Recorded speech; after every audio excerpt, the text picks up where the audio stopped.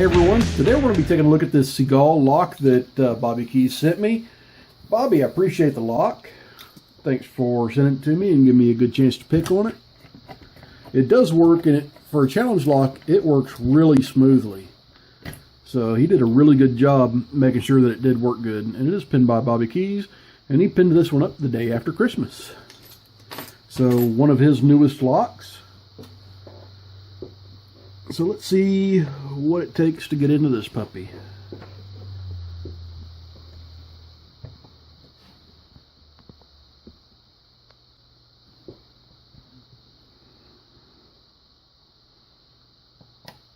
Okay, got some clicks out of 3. Trying to get underneath the 5 now. 5 is pretty well jammed on me. Okay, and I got a nice false set going off of 5. Okay, looks like pin 3 again. Kind of rotation. Okay, pin 3's picked. Pin 4, nothing. A tiny little click out of 5. Not sure if that was just the lock making noise or actually getting a click out of it. So let's come back to 1. Nothing on 1.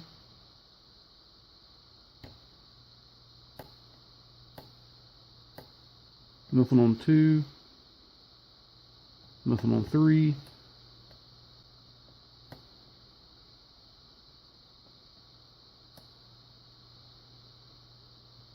Nothing on 4. Oh, and then click out of 5. There we go.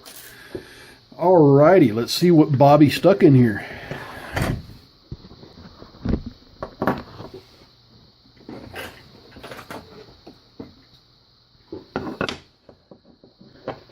Alright, need a flathead screwdriver.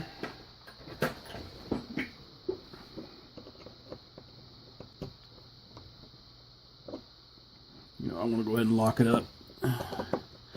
Unless this one's not like a possessed lock that doesn't work after I've picked it. I've run across one of those. That was interesting. And then I couldn't remember, but I thought maybe I sent it to Steel Pinnings.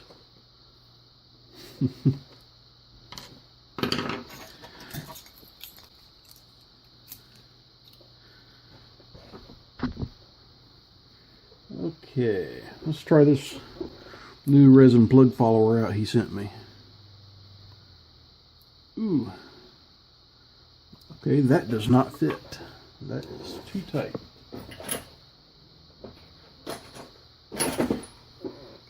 So I'll go with a Sparrow's plug follower. Yeah, that works.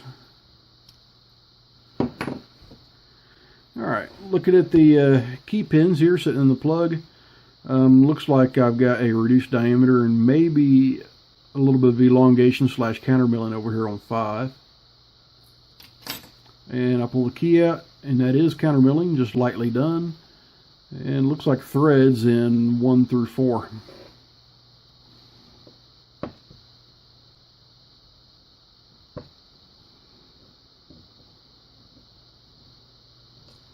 And I'll zoom in on these pins as soon as I'm done getting them all out.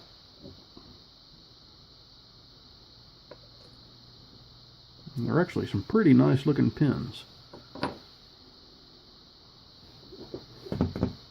Tweezers. Here we go.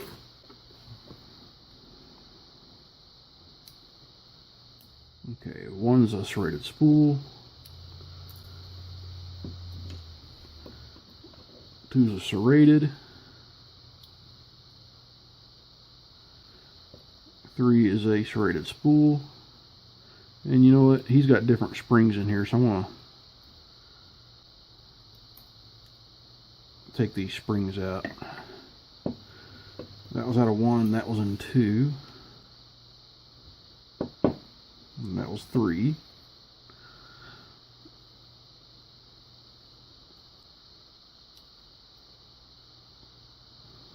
And a nice spool.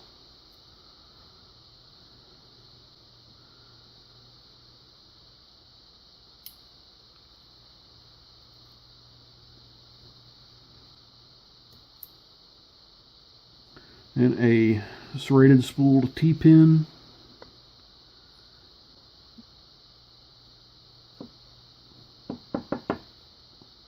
Okay.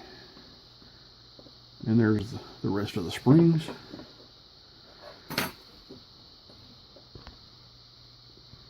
Looking in the top of the lock, I don't see any modifications off the top. And we'll look at this. It doesn't look like anybody's been in there for a long time, so he's not made any modifications inside the Bible. Alright, so let's zoom in real good and take a nice good close look at what we've got in here. We get all these turned. Okay, so for the key pins, I've got this really nicely, real sharp, deep serrated pin with a spool on the top. Over here in 2, I've got a little nice sharp serration, a spool, a really sharp lip on it with a T-pin. This really finely, evenly serrated. He did a really, really good job spacing these out. That looks real nice. That's a really nice job on that one. Also this one too. 3 really nice even serrations.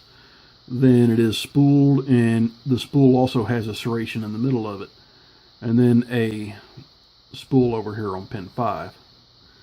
Over here on pin 4, we see a nicely serrated spool. Then another really nicely, sharply serrated pin here on pin 2. A serrated spool here on 3. Nicely done. A spool here on chamber 4 that has a very, very sharp edge on it. And then this nicely, kind of like a double spool serrated T-pin combination. Very nice combination pin. Very nice combination pin, actually. And then as far as the springs go, I've got a steel spring, copper, a little bit shorter copper. That actually looks like a brass spring, and another copper spring here. The same variety copper spring in 5 and in 3. So that's what we have in this lock by Bobby Keyz. Bobby, thanks for sending it to me. I really appreciate it. And I'll pin the other one up and send it back to you and see whether or not it turns out to be a tough lock or not. Everyone else, please stay safe, don't do anything illegal, and please like and subscribe.